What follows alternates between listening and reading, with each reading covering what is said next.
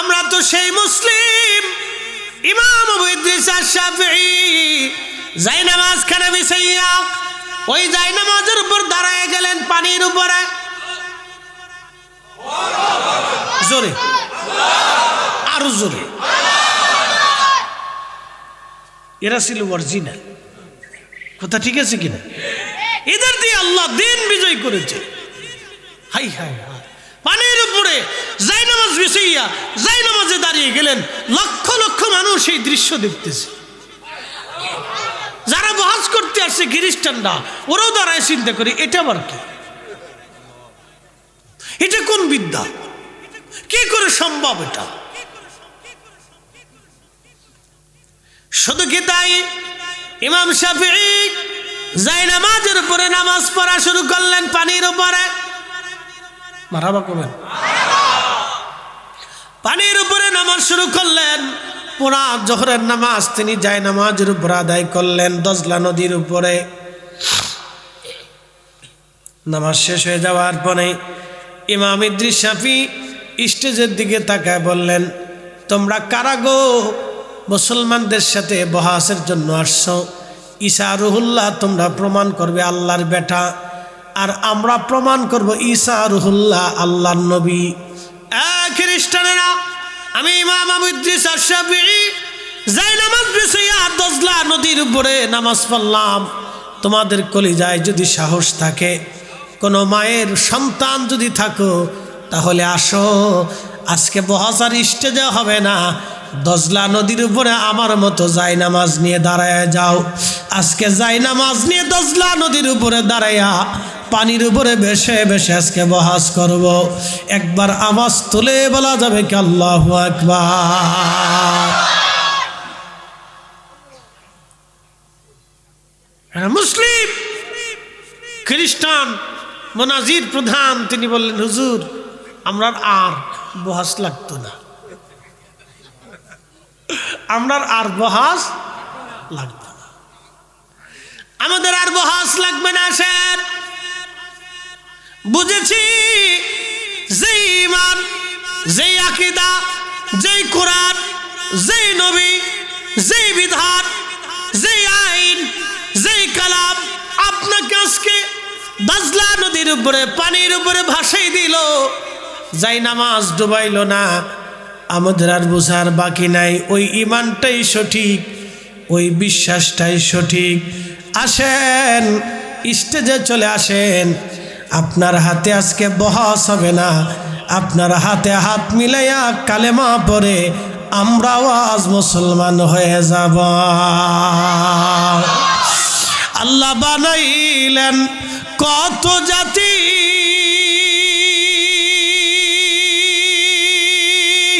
হইল না তার প্রেম প্রীতি, ঠিক কিনা?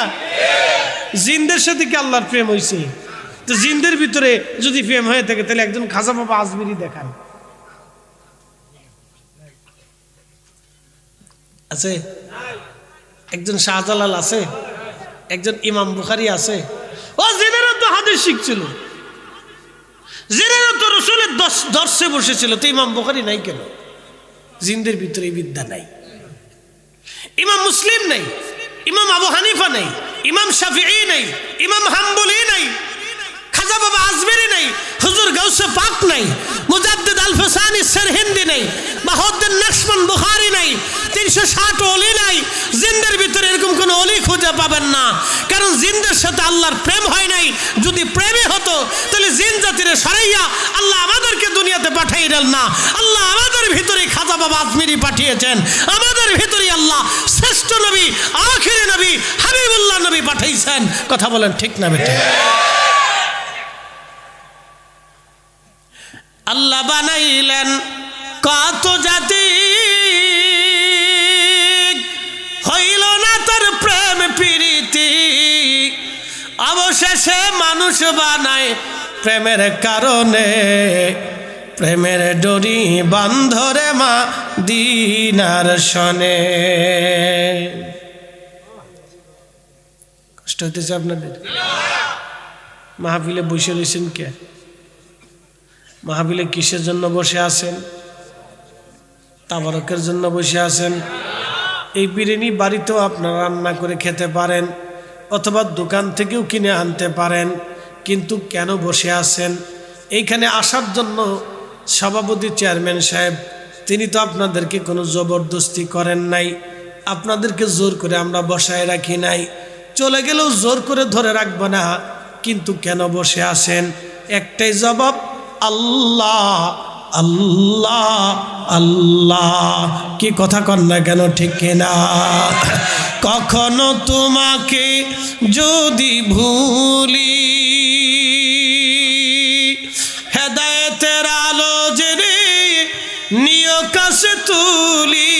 কখনো তোমাকে যদি ভুলি, হেদায়েতের আলো জেনে নিয় কাছে তুলি। ঠাই দিও প্রিয়তম অগমহিয়ান, তুমি রহমান তুমি মেহেরবান। অন্ধ গাহে না শুধু তোমারি গুণগান, বুঝেও বুঝে না তবু শান, তুমি রহমান তুমি মেহেরবান। টাঙ্গার চরবাসী ভালো করে শুনে যাবেন, আল্লাহর সাথে বান্দার প্রেম হলো আপনি বসে আছেন আল্লাহর জন্য। এই যে দৃশ্যখানে আল্লাহর এত ভালো লাগতেছে, নবীজি কোন এক মজলিসের পাশ দিয়ে যাচ্ছিলেন, যাওয়ার সময় দেখে সাহাবীরা জিকির করে, জিজ্ঞেস করলেন মা জালাসনাকুম, ও সাহাবীরা তোমরা কি করো এখানে বসে বসে? বলেন নাদু আল্লাহ, আমরা আল্লাহকে ডাকি, ওয়া নাহমাদুহু, আল্লাহর প্রশংসা গুণকীর্তন করি। কেন করো তোমরা? বলে আলামা হাদানা লিদীনিহি, আল্লাহ আমাদেরকে দিন দিয়েছেন, হেদায়েত দিয়েছেন।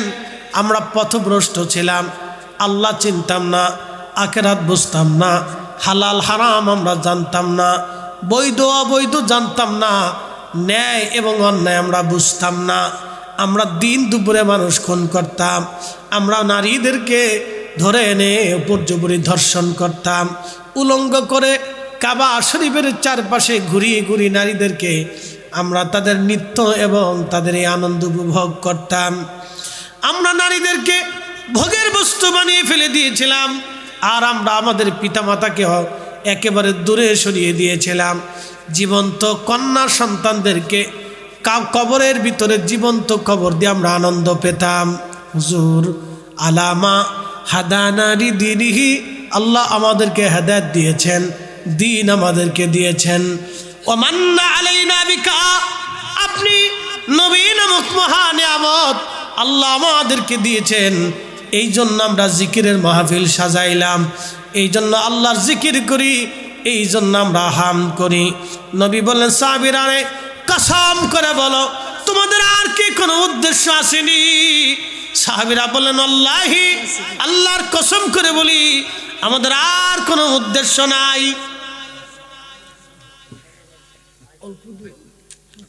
শেষ। একটু হাত উঁচা করে বলেন তো নারে তাকবীর। না হাত উঁচা করেন, নারে তাকবীর। যেমনি করছেন ট্যাঙ্গার স্বর অনুযায়ী হচ্ছে না। আমার হাজী সাহেবের এর একের আওয়াজ বেশি হয়ে যায়। জোরে নারে তাকবীর, নারে রিসালাত, কোরআন সুন্নাহর আলো। নামান হাত নামান, একটু লাড়াচাড়া দিয়ে দেখলাম যে জেগে টেগে আসেন নাকি। শীতকালে অনেকে আবার চাদর মোড়া দিয়ে ঘুমাই পড়ে, বুঝছেন নি? এই চালাকের লেগে একটু লাড়াচাড়া দিলাম যে লাড়াচাড়া দিয়ে দেখি ঠিক আছে কিনা। শেষ, আর কথা বাড়াবো না।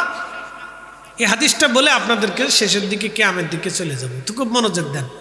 কুয়াশা বাড়তেছে তো কষ্ট হবে আপনাদের, তো খুব মনোযোগ দেন। নবী বললেন তোমরা কসম করো, আর কি কোনো উদ্দেশ্য আসেনি? সাহাবীরা বলেন আল্লাহি, আল্লাহর কসম করে বলি নবীজি আর কোনো উদ্দেশ্য আমাদের নাই।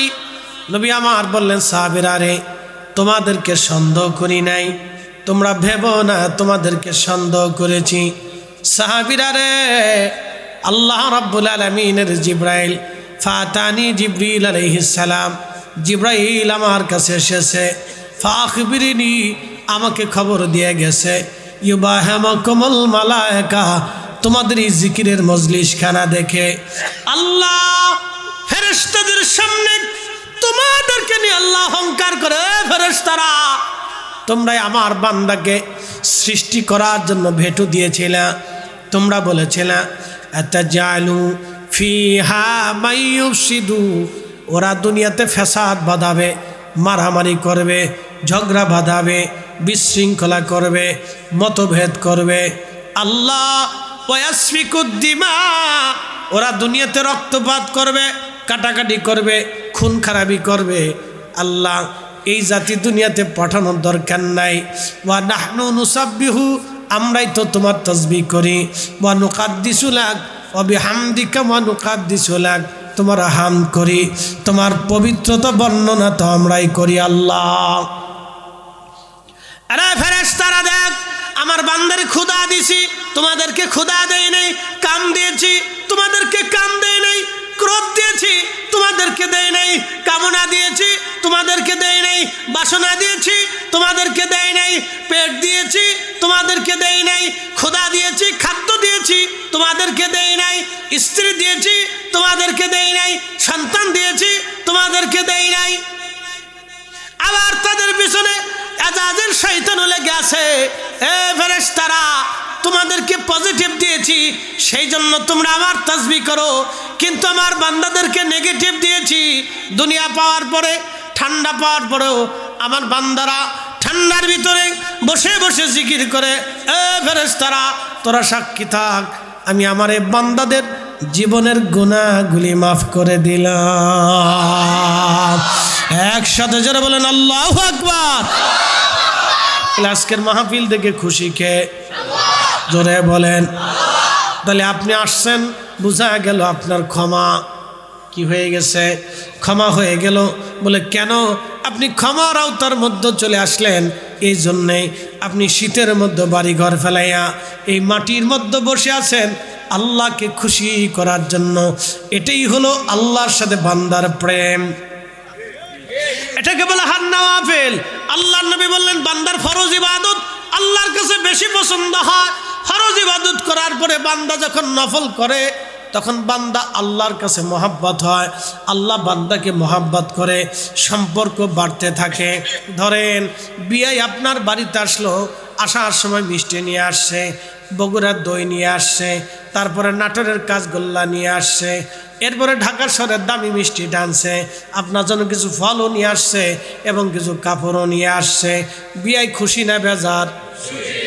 তাহলে আপনি যাওয়ার সময় চিন্তা করলেন, বিয়াই আমার জন্য এত কিছু নিয়ে আসলো, আমি যদি কিছু না দিই তাহলে এটা তো অন্যায় হয়ে যায়, মহাব্বত থাকে না। আপনি সুন্দর একটা পাঞ্জাবি বানাইলেন, বিয়ার হাতে একটা ঘড়ি কিনে দিলেন, একটা চশমা কিনে দিয়ে বললেন, বিয়াই রে আমার বাড়িতে আসছেন, মনে কিছু নিয়েন না, আদর যত্ন করতে পারি নাই, মাপসাপ করে দেন, কিন্তু সুন্দর করে তো 6 পদের তরকারি খাওয়াইছেন, আদর করে ঘুম পড়াইছেন, নিজের হাতে ঘুরতে ঘুরতে এলাকা নিয়ে ঘুরে ঘুরে দেখাইছেন, তারপর বিদায়ের সময় আপনি মাপ চান। বলে কেন চান? মহাব্বত যাতে বাড়ে। ওই যে আদান প্রদান, এটার নাম হাদিয়া। হাদিয়া দান প্রদান করলে মহাব্বত বাড়ে।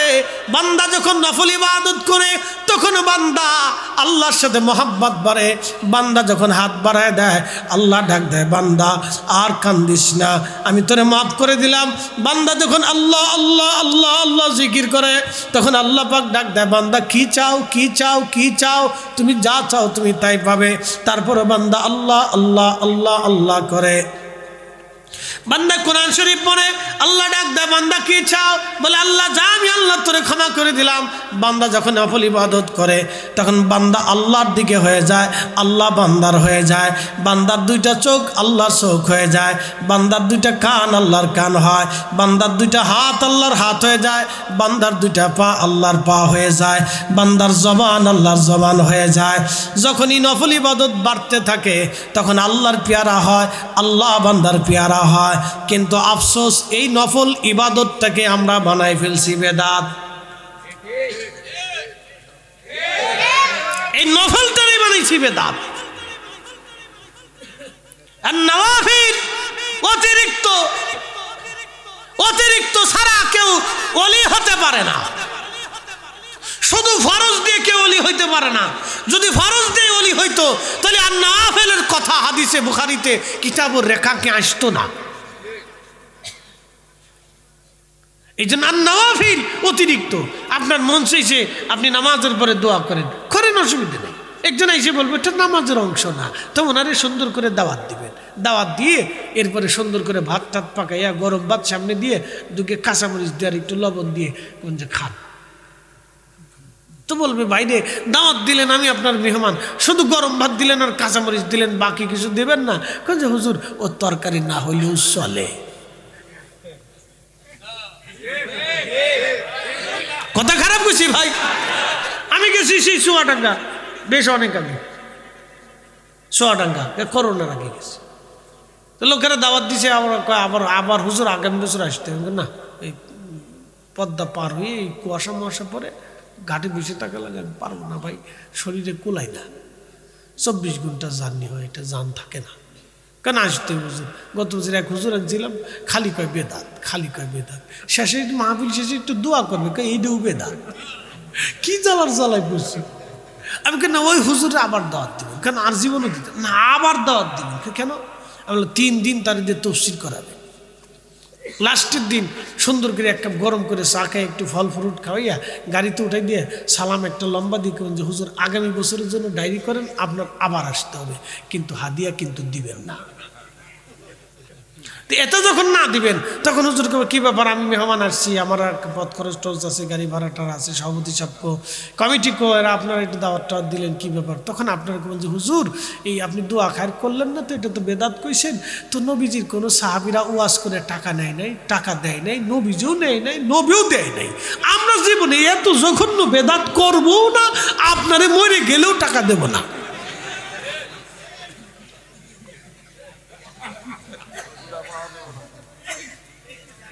কথা কি খারাপ কইছি ভাই?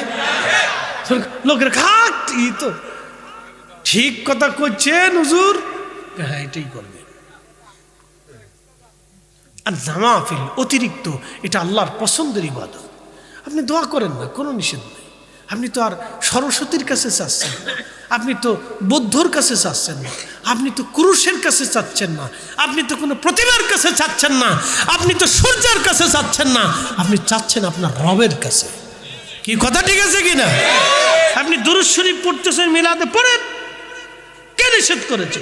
আল্লাহুম্মা, হে আল্লাহ, সাল্লি আলা সাইয়্যিদিনা, তুমি আমার পক্ষ থেকে দুরূদ পাঠাও সাইয়্যিদিনা, যিনি আমাদের সরদার, শিরোতাজ, মাওলানা, যিনি দুনিয়া আখিরাতের অভিভাবক, মুহাম্মদ, তার নাম মুহাম্মদ, ওয়ালা আলে, এবং তার আহলের উপরে সাইয়্যিদিনা, যিনি আমাদের সৈয়দ, মাওলানা, যিনি দুনিয়া আখিরাতের অভিভাবক, মুহাম্মদ, আল্লাহ তাদের উপরে তুমি দুরূদ পাঠাও।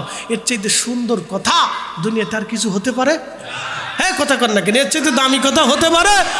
তা আপনি এই দুরূদ পড়বেন না তো পড়বেন কি? কি কথা ঠিক আছে নি আজি সাহেব? দাদা ঠিক আছে নি? দাদু দাদু আজকে পায়ে গেছে, আজকে এইটা লইলি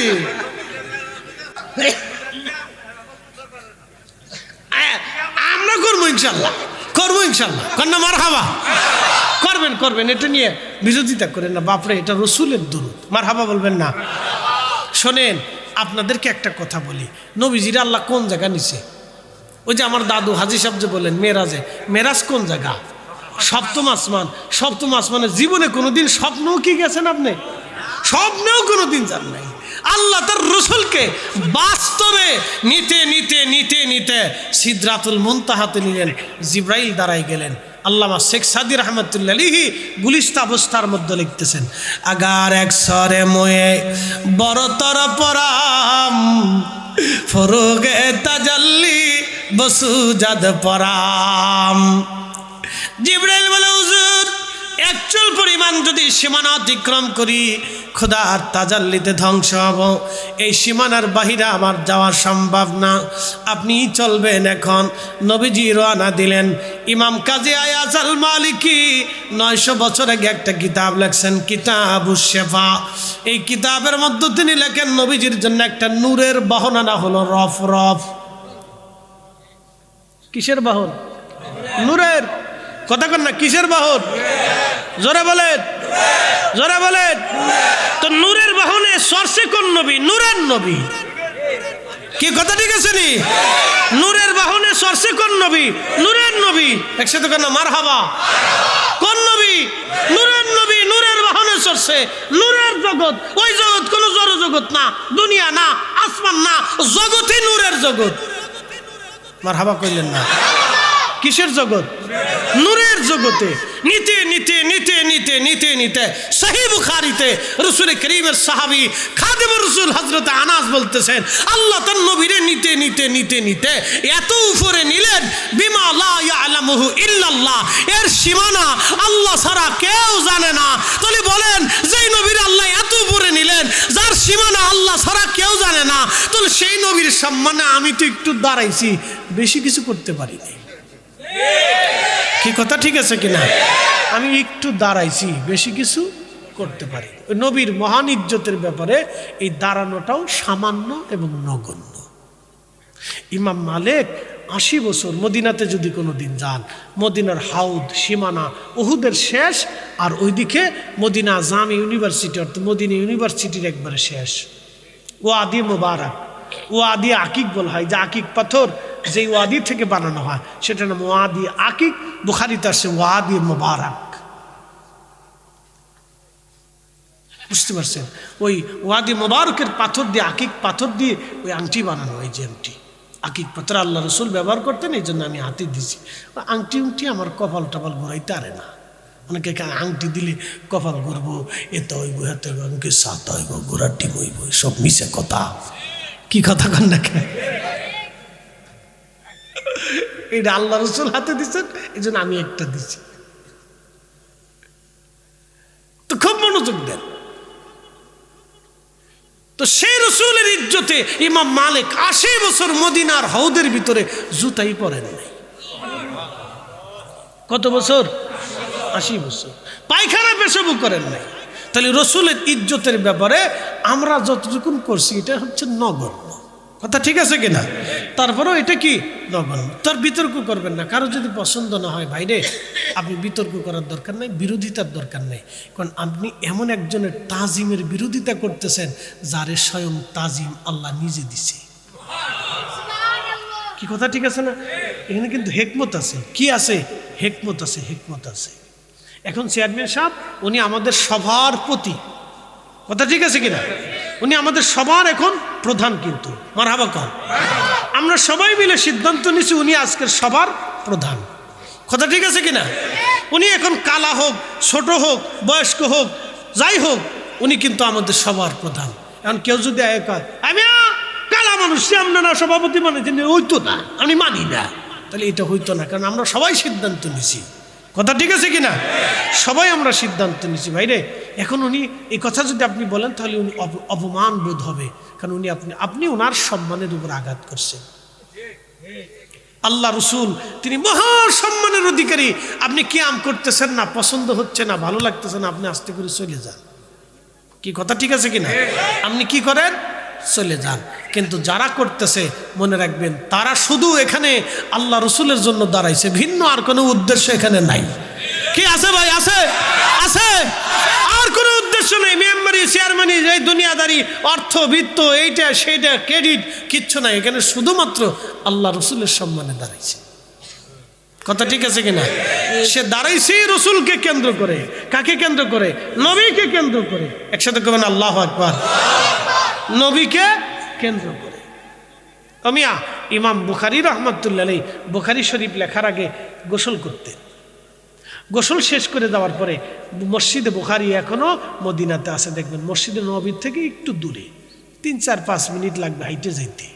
ইমাম বুখারীর মসজিদ, ওই মসজিদে বসে উনি বুখারী শরীফ লিখতেন। ওইখান থেকে আইসিয়া উনি রসুল করিমের রওজা পাশে দাঁড়াইয়া জিয়ারত করতেন। জিয়ারত করে নবীজির কদমে সালাম দিয়ে এজাজত নিতেন যে আমি এই হাদিসটা লিখবো কিনা। আচ্ছা বলেন তো, পৃথিবীর কোনো ইমাম, কোনো সাহাবী হাদিস বলার আগে, লেখার আগে একবার গোসল করলেন না, কিন্তু ইমাম বুখারী গোসল করলেন কেন? এটা ওনার রসুলের প্রতি মহাব্বত। কথা ঠিক আছে কিনা? আপনি আমার বেদাতি কোন সেদাতি কোন যাই কোন ভণ্ড কোন, আমি নবীর সম্মানে দাঁড়াইবই। আপনি যতই রাগারাগি করেন আমি এটা ছাড়তে পারবো না। কথা ঠিক আছে কিনা? আসেন নবীজিকে সালাম জানাই, ইয়া নবী সালাম।